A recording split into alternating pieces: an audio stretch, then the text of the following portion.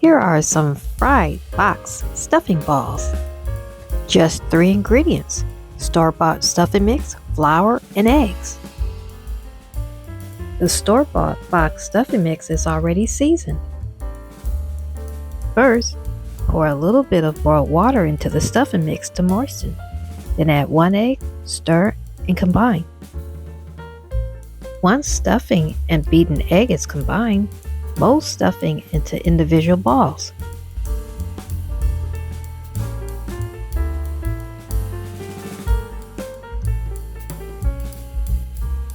After stuffing balls have been molded, dip them into a beaten egg mixture and flour.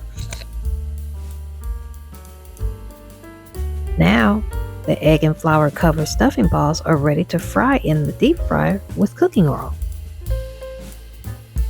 Fry the stuffing balls until golden brown. The stuffing balls can be served as an appetizer, entree, or just a little snack.